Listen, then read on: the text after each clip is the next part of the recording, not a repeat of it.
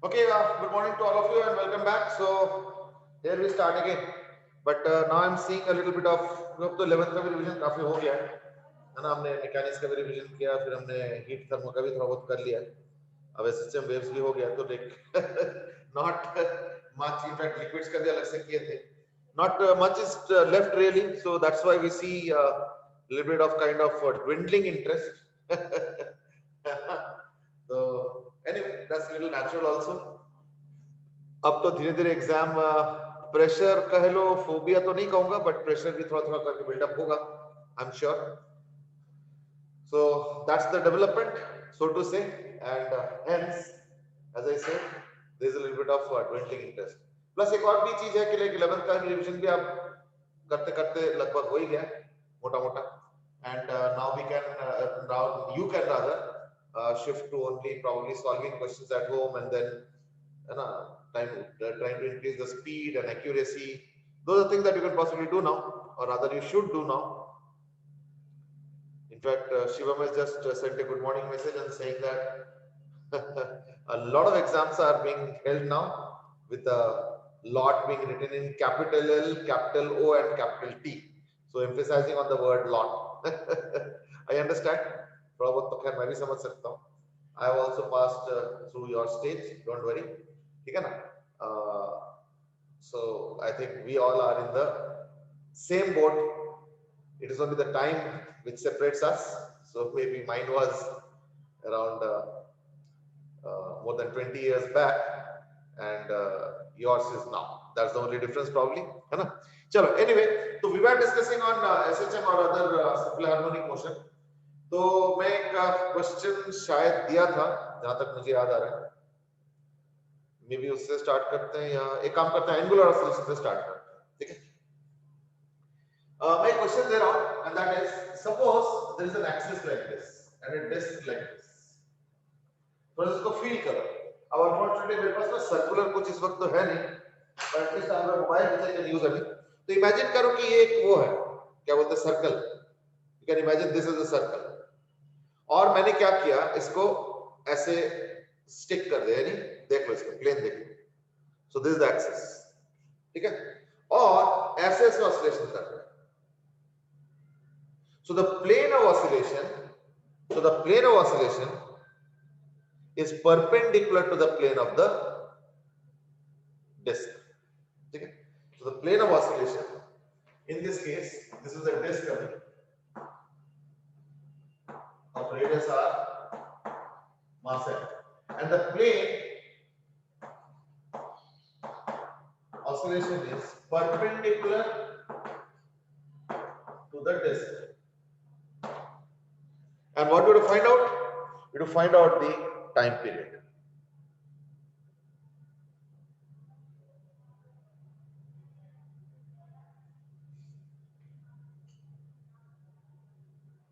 ठीक है, perpendicular to the disk. To find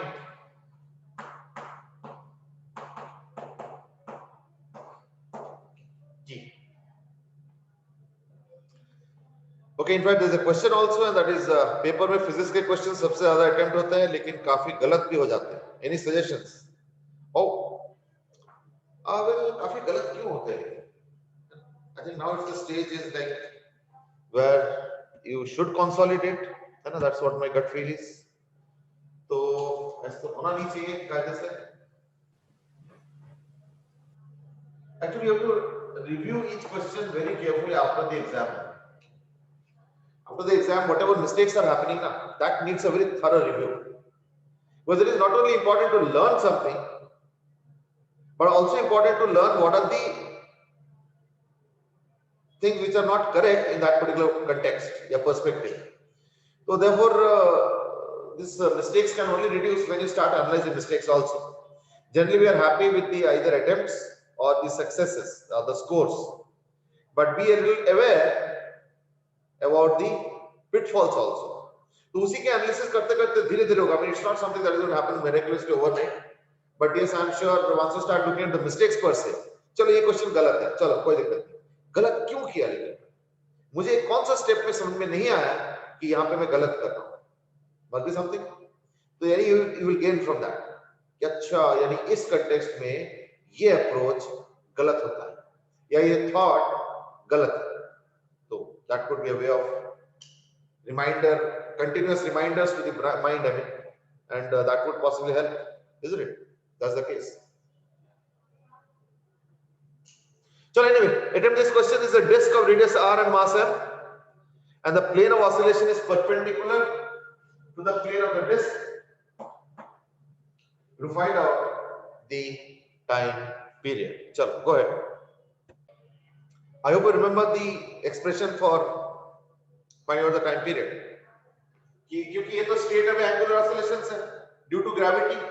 तो angular oscillation due to gravity का जनरल फॉर्मूला क्या है? T is equal to 2 pi under root of L square plus K square by Lg, where K is the radius of gyration about its center of mass, where K is the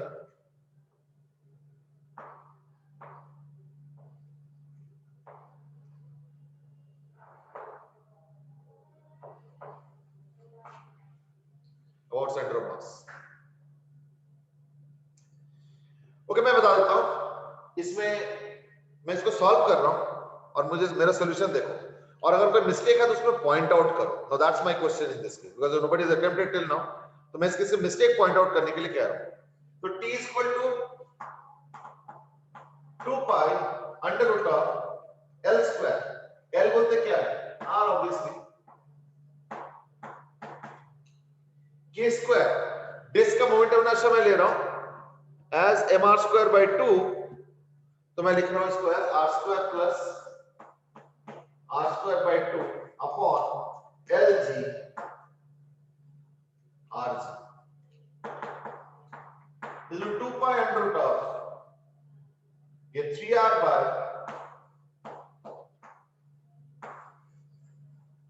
question is it right?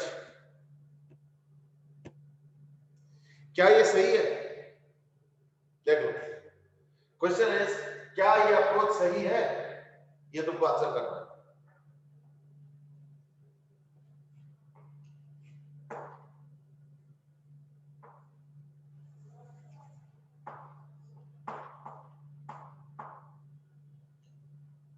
Is this correct?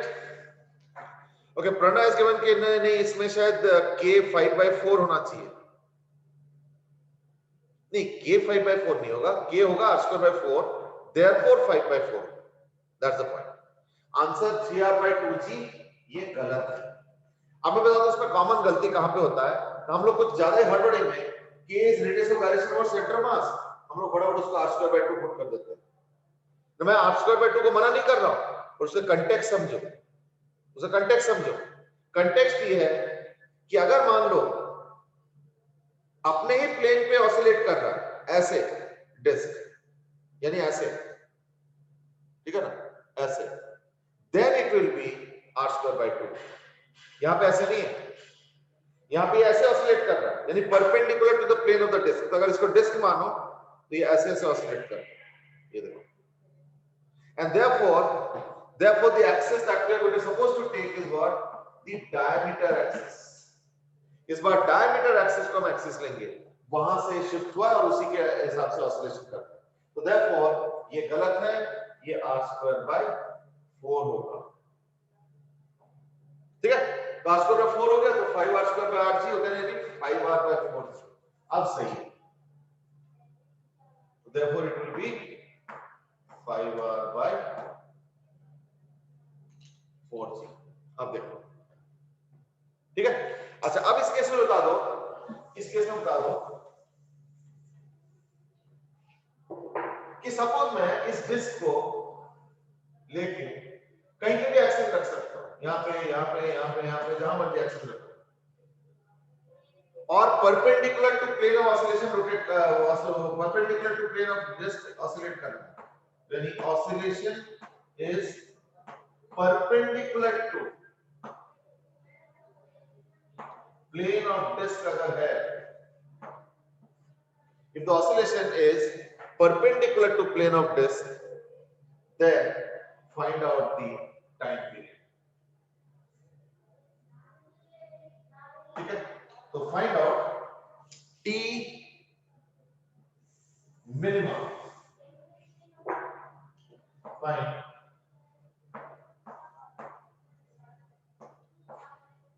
Find out the minimum time period. अब find out करो, अब जल्दी करो, because there is a request to repeat the question। देखो what I'm saying is that मैं ये जो oscillate करा रहा हूं ना, ये जरूरी थोड़ी कि एकदम टेंजेंशियली एक्सिस रखूंगा। मैं एक्सिस ऐसे भी तो रख सकता हूं, यहाँ पे कहीं पे, है ना, ऐसे, और फिर ऑसिलेट कराना, ये भी पॉसिबल है। मैं एक्सिस यहाँ पे रख के भी ऑसिलेट करा सकता हूँ, तो कैसे? मैं एक्सिस यहाँ पे भी रख के करा सकता हूँ, मैं एक्सिस को यहाँ पे रख के भी करा सकता हूँ, इस तरीके से, and so on. So I can keep the axis at any point. The only concern now is कि I have to find out the minimum time period। कि ऐसे तरीके से एक्सिस को रखो जिससे कि टाइम पीरियड मिनिमम हो जाए। That is the question। जहां मर्जी एक्सिस रखो, एक्सिस यहाँ रखना, यहाँ रख लो, यहाँ रख लो, यहाँ रख लो, यहाँ रख लो, यहाँ रख लो, यहाँ रख लो, जहां मर्जी रखो, no issues। You can keep the axis anywhere। But हाँ, oscillation perpendicular to plane of the disc, यानी पिछले जैसे ही ऑसिलेशन लेना है, ये कंपल्शन जरूर है, but other than that there is no compulsion. In that case क्या होगा? Minimum time period. That is the question. चलो गो अहेड, जल्दी करो, है ना। जो अगला क्वेश्चन है वो ये है कि एक टनल है, tunnel is at a distance of r/2 from the centre of the earth, और ये पूरा टनल है। मैंने यहाँ पे एक पार्टिकल रख दिया, ये पार्टिकल इसके अंदर ऑसिलेट करेंगे, ठीक है।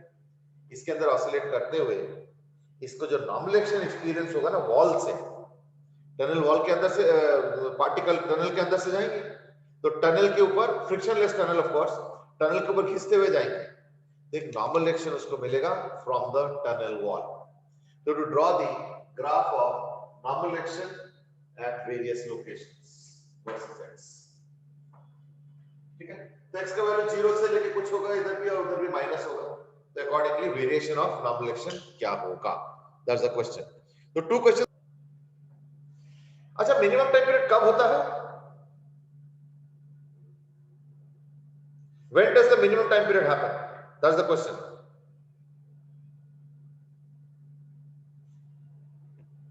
बोलो बोलो, इसे तो करा हुआ चीज है बेटे, कोई नया चीज तो नहीं पूछ रहा हूं मैं। Start answering it. Okay, Pranay is the only one who has given the answer. 2 pi under root of r by g is what Pranay is saying.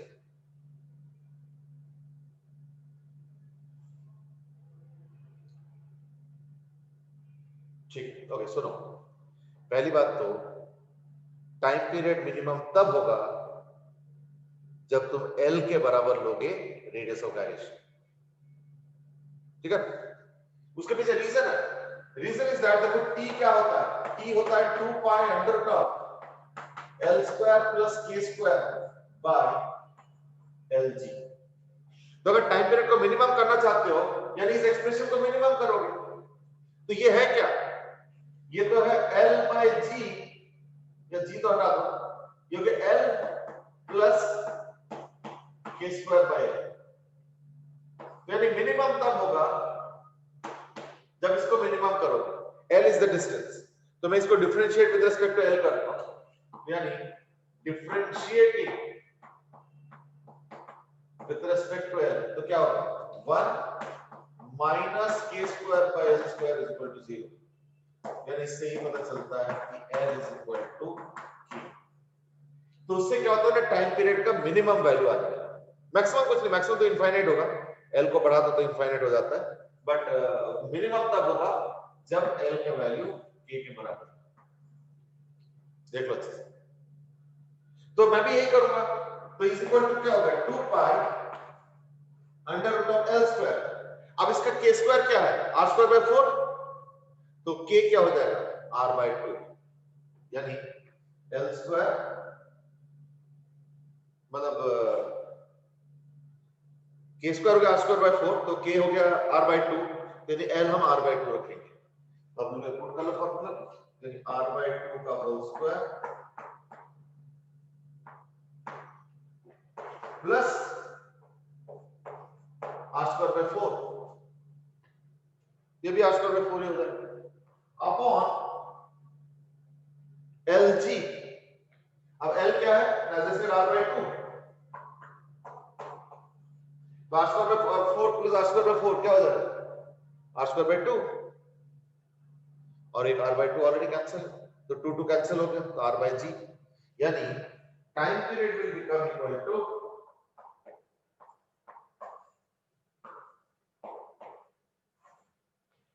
ये देखो 2 pi under root of r by g, यानी इसका जो final answer होगा वो होगा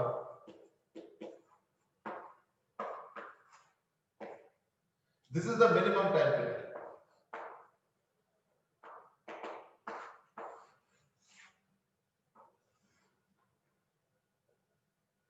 ठीक है, so this becomes the minimum time period in this case।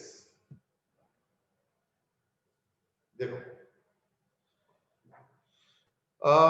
Pranay has given the answer, Pranay you are right, yani 2 pi under r by g is the minimum time period in this particular type of oscillation, बिल्कुल सही।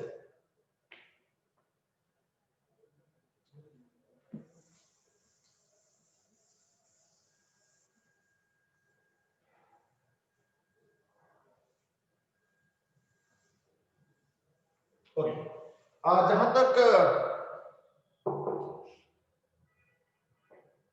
Wall के ऊपर force की बात है वो देख लेते हैं।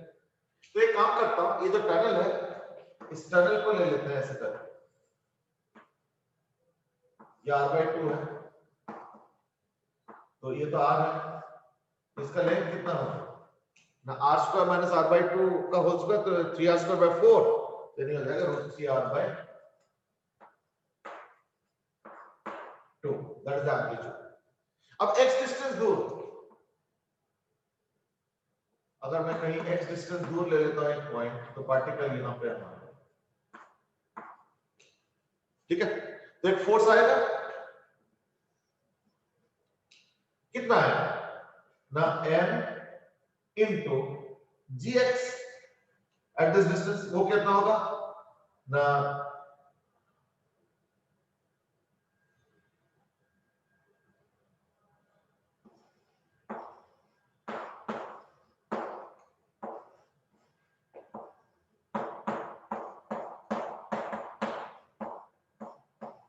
ये एक्सप्रेशन आएगा, ठीक है। वो एक्चुअल एक्सप्रेशन तो ये है gmx by r3, तो x के जगह मैंने क्या किया, सेंटर से ये डिस्टेंस ले लिया, वो कितना है r by 2 का whole square plus x square काट दो, तो gmx by r3 वाला ही फॉर्मूला यूज किया, बस अपने तरीके से मोल्ड कर दिया। ये आ गया फोर्स, और अगर ये थीटा होगा, अगर ये एंगल थीटा है सपोज, ये वाला एंगल, तो नॉर्मल एक्शन क्या होगा ना उसका साइन थीटा है ना, तो साइन थीटा क्या होगा m into ये फोर्स आ गया, therefore normal reaction at distance x will be this into sin theta, sin theta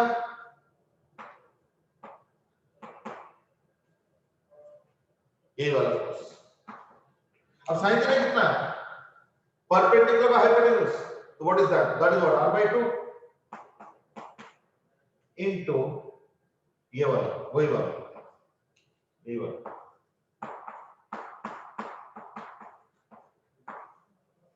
है ना, into g कैपिटल M और r क्यूब, है ना, और ये ऊपर वाला एक्सप्रेशन आ गया, तो r by 2 whole square plus x square, बस अब तो आसान हो गया, यानी अब हो गया फोर्स और एक m भी होगा, फिर अब क्या हो गया ना इक्वल टू gmm by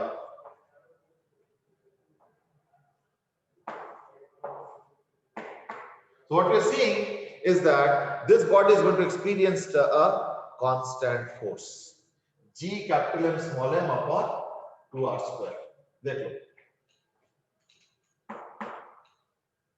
यानी इट्स अ कांस्टेंट फोर्स, तो ग्राफ बनाना बहुत आसान हो गया, बस ये हो गया कि यहां तक एक √3/2r लिख लो, यही वाला डिस्टेंस, √3r/2 और यहाँ पे भी एक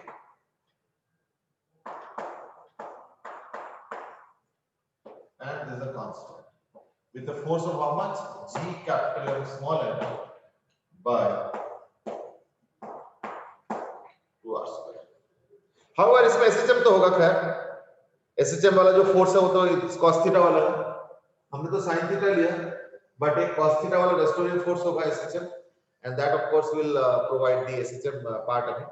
और cos थीटा में आएगा x upon 8, तो ये फिर भी कैंसिल हो जाएगा, यानी अगर मैं x डिस्टेंस दूर अगर उसके फोर्स अलोंग टनल जानना चाहता हूं तो वो भी बड़े आराम से आ जाएंगे, है ना। तो अब मैं काम करते हैं, तो हटा देता हूं मैं, nx का आ चुका है, तो फोर्स अलोंग टनल कितना हो जाएगा?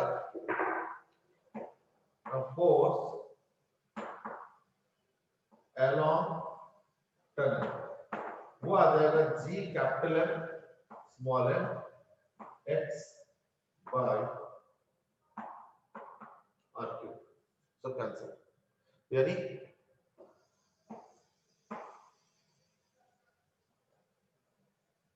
ठीक है ना।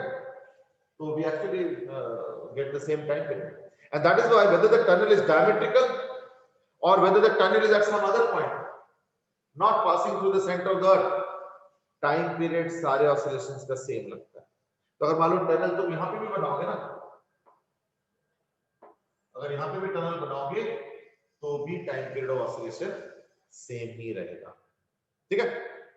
आई होप दैट्स ओके। चलो one more question may be.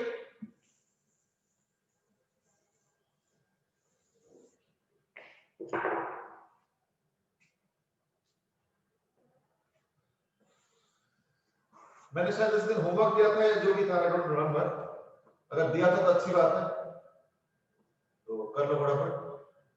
तो ये हो गया आर रेडियस, और हमने यहाँ पे एक स्मॉल एम मास को चिपका दिया और ऐसे एक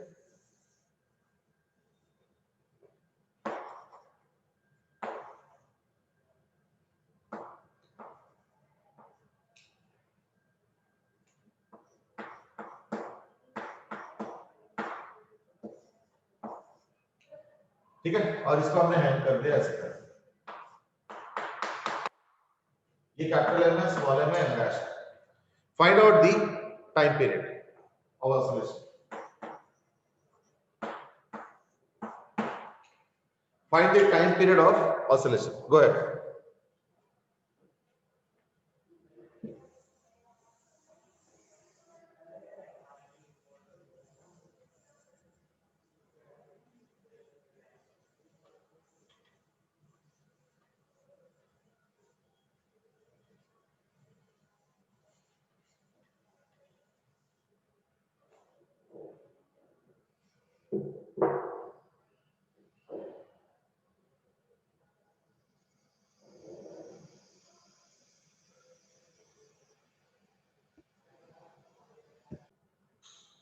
Okay, the first relationship that I'm going to draw is that कि इस m का जो टॉर्क बनेगा वो बनेगा mr sin phi, mg into r sin phi, है ना, ये वाला perpendicular distance is equal to m dash into g into r।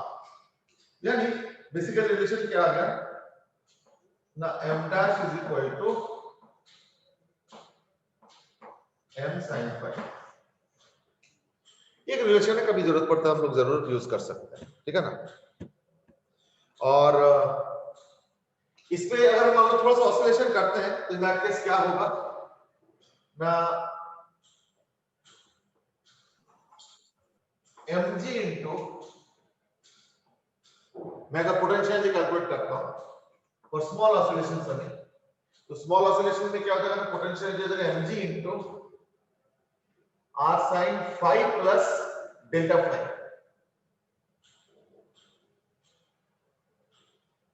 r cos, mg into r cos phi plus d phi या डेल्टा phi, जो भी कहना चाहते हैं। phi oscillated by a very small angle, let's say by a very small angle। ये तो phi है, ये एंगल हो गया मान लो d phi, और भी माइनस, क्यों, क्योंकि मैं इसको रेफरेंस ले रहा हूँ, ठीक है। तो cos r plus cos 5 plus d5, ठीक है। बाकी तो कैंडिडेट है plus half m plus m dash into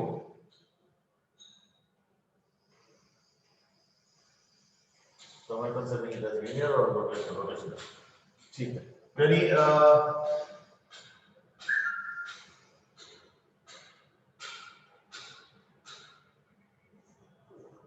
omega square omega into R का whole square plus half M R square by 2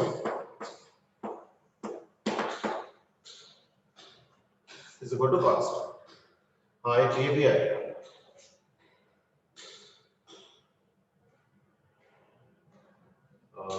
minus M dash G R D five minus M dash G R D five.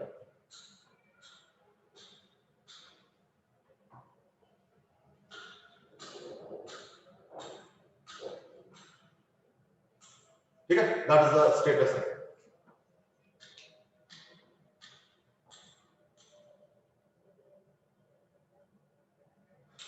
Five plus delta five कर दो चलो, और ये हो गया delta five,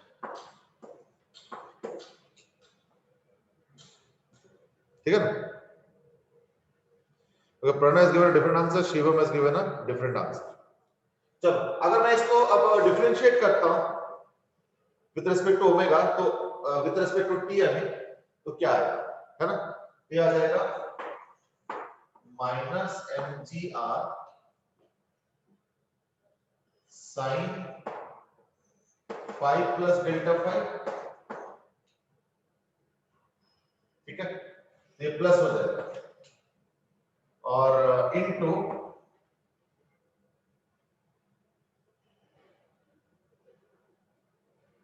D five D T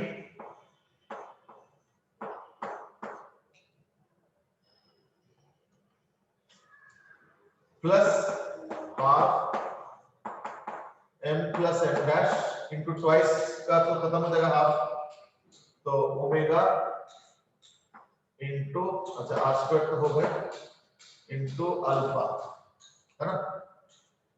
तो that is omega, this is omega basically, ठीक है ना। और minus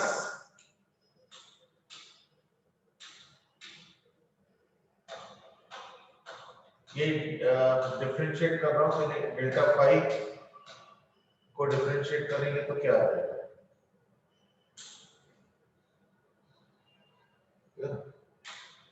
this will also be your omega, ठीक है। तो बेसिकली हमने इसको क्या किया, डिफरेंशिएट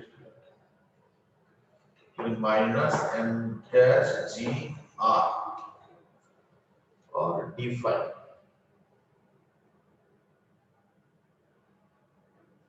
ठीक है ना।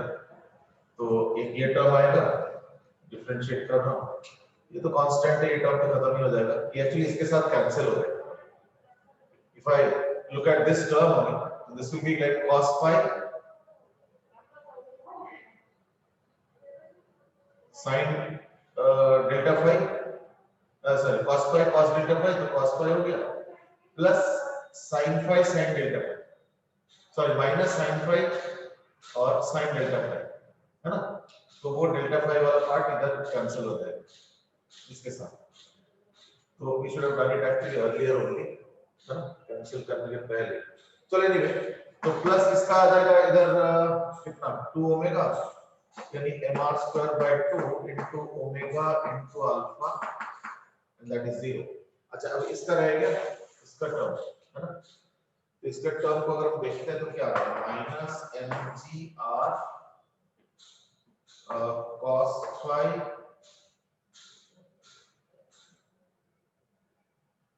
cos, मैं इसको ना 5 प्लस कुछ थीटा ले लेता हूं, that would be better, 5 plus theta, इसको करेंगे तो ये, अब उसको करने की जरूरत नहीं, बाद में देखेंगे, ठीक है ना। मतलब we take a very small angle basically, तो ये r थीटा हो गया, ये ओमेगा आ जाएगा। इसको हम करते रहेंगे, है ना। ये plus omega theta,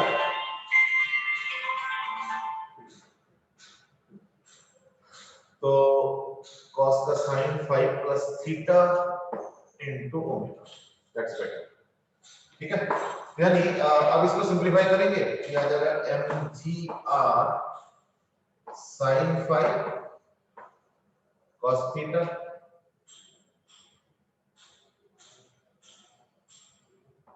plus cos phi sin theta, यानी mgr cos phi sin theta. Now theta is very small of course, so like we can take it as theta, ठीक है, that's like very negligible term. और बाकी आ जाएगा m plus m dash r square m plus m dash plus m by 2 into omega alpha will be equal to 0, ठीक है। तो ये term आ रहा है, तो cos थीटा को तो हम एग्जैक्टली 1 ले लेंगे, तो दैट विल हेल्प अस। और क्या आ रहा है ना, थीटा तो आई चुका है, तो हम क्या कर रहे हैं, ओमेगा को कैंसिल कर रहे हैं, तो ओमेगा इज ऑल कैंसिल, ये भी ओमेगा कैंसिल हो गया, ठीक है ना। और sin phi को पॉजिटिव रख देंगे, थीटा कहां से plus two sin theta, cos theta will take it as 1 and this will be that small theta, और mgr sin phi किसी के साथ कैंसिल हो जाएगा, माइनस m डैश gr के साथ कैंसिल होगा, है ना। ये वाला टर्म कैंसिल हो जाएगा, ये वाला टर्म और ये वाला जो टर्म है minus m dash gr omega, तो ओमेगा तो खत्म हो गया, ये दोनों टर्म कैंसिल हो जाएगा और इस पे बचेगा r स्क्वायर, तो यानी alpha is equal to minus mgr cos phi into theta by m plus m dash plus m by 2, है ना। फिर t आ गया equal to finally t equal to 2 pi under m plus m dash plus m by 2 upon mg r cos phi, actually में r square भी आएगा, है ना, एक r स्क्वायर भी आएगा, ये r स्क्वायर होता है आगे, एक r कैंसिल, ये आ रहा है m plus m dash plus m by 2 upon mg cos phi, ऐसे कुछ आ रहा है, ये चेक कर लो जरा।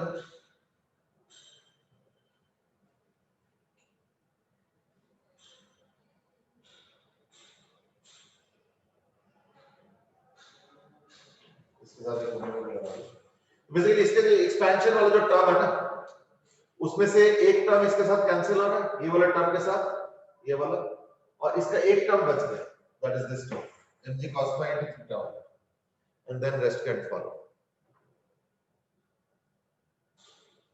m dash नहीं आएगा शायद, क्यों m dash तो आएगा ना, क्योंकि काइनेटिक एनर्जी m dash का भी तो हो रहा है, एक हाफ m v स्क्वायर, तो v के ओमेगा ले लिया, और एक m dash और एक mr स्क्वायर बाय 2, ये भी आ गया, है ना।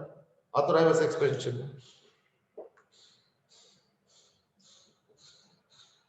चेक कर लेते हैं।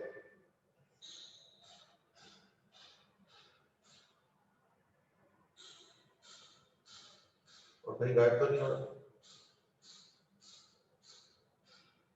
हाँ ठीक हो रहा है। एक्चुअली काइनेटिक एनर्जी इसका भी आएगा, इसका भी आएगा ना, तो काइनेटिक एनर्जी दोनों का ही ले लिया, आ रहा है, ठीक है ना। चलो anyway, so that was about your time period of this oscillation.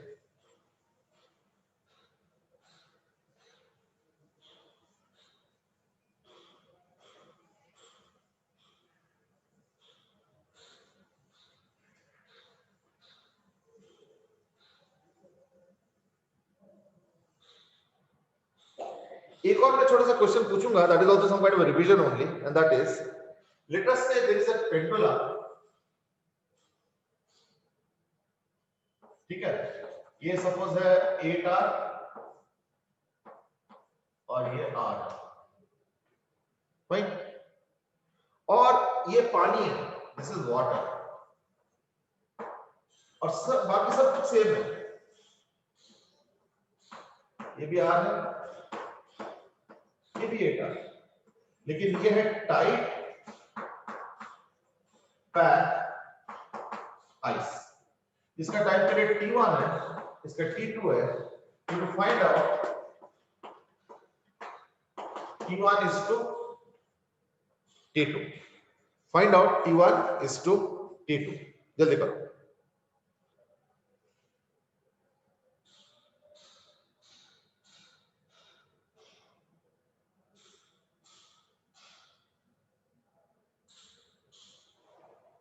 एक और क्वेश्चन मैं दे रहा हूं,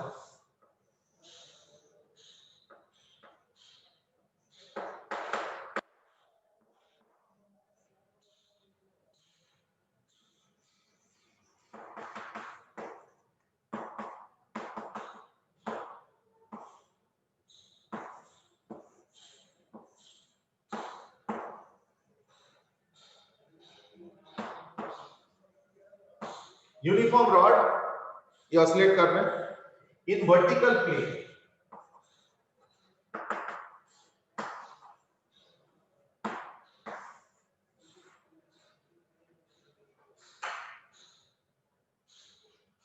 ठीक है, तो ये पेंडुलम है, ऐसे ऑसिलेट कर रहे हैं, ये भी पेंडुलम है, पर इसमें टाइट पैक आइस है और इसमें वाटर है। Go ahead, I am just coming in few minutes, ठीक है। अच्छा, first of all let's understand कि टाइम पीरियड में फर्क क्यों आएगा ना, इसको हम मानेंगे as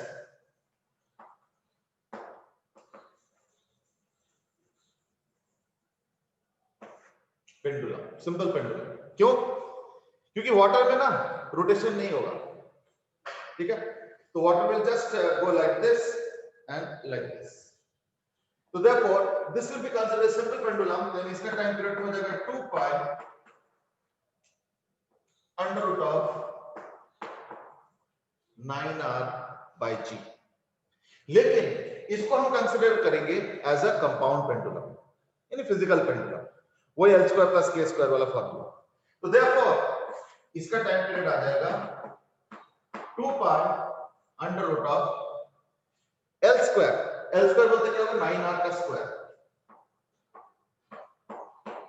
plus LG plus K square. ये टाइट पैक आइस है, तो टाइट पैक आइस में क्या होगा, ऐसे ऐसे, ये देख लो रोटेशन हो रहा है, मेन चीज की रोटेशन हो रहा है, यानी टाइट पैक आइस में पता क्या होगा, ऐसे होगा। अगर ये आइस का डायमीटर रिप्रेजेंट कर रहा हूं, सपोज ये आइस का डायमीटर, ये डायमीटर ऐसे जाएगा, ये कैसे जाएगा, फिर ऐसे। लेकिन अगर वाटर मॉलिक्यूल्स को देखोगे इस केस में, तो वाटर मॉलिक्यूल्स ऐसे जाएंगे, so there is no rotational energy in that, so therefore if it is only purely linear energy, तो फिर किस बात के लिए रोटेशन लेना है या नहीं, that is the point। so therefore इसका तो यार इसका या 9R का whole square plus K square, तो K क्या है, the solid sphere 2/5R square, तो therefore ये हो जाएगा 2/5R स्क्वायर। Yeah. अब now if you want to simplify, you got 2 pi under root of, simplify करो, 81, तो 81 plus 45, sorry, 81 into 5, तो 405 plus 2 407, कुछ 407 तो मुझे दिख रहा है, और कहां से आ रहा है, 407 by 45R on G।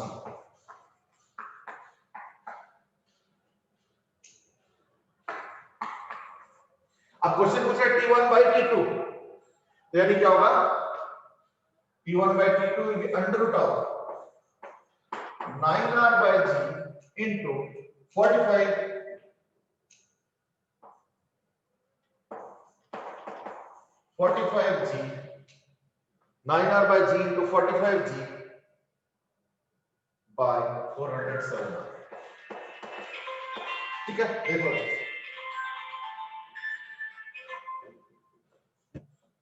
ठीक है, बाकी अपने अपने बाकी तो वो सब कैंसिल हो जाएगा। जी तो चलो कैंसिल हो गया, आर तो कैंसिल हो गया, जी सब कैंसिल, तो 9 into 45 by 407।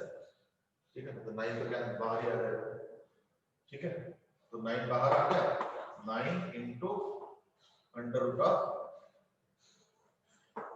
5 by 407। ये आ गया ratio of the two time periods. ठीक है ना। अच्छा ये क्या है ना, ये मिक्स ऑफ अच्छा अभी एरन का टेस्ट है, चलो कोई बात नहीं, मैं बस वाइंड अप कर रहा हूं। इसमें क्या है ना, ये मिक्स ऑफ कंपाउंड पेंडुलम और स्प्रिंग टॉर्क, यानी कंपाउंड पेंडुलम में जो ग्रेविटेशन का टॉर्क आता है वो तो रखेंगे ही रखेंगे, साथ में स्प्रिंग का जो टॉर्क होगा वो भी ऐड करके नेट टॉर्क निकालेंगे। So nothing very difficult really. So I think you can manage it now. ठीक है ना? चलो ठीक है. We will wind up here only. Now you're saying कि Allen का test है. Fine. Go ahead with your test. Best of luck. चलो आज के लिए इतना.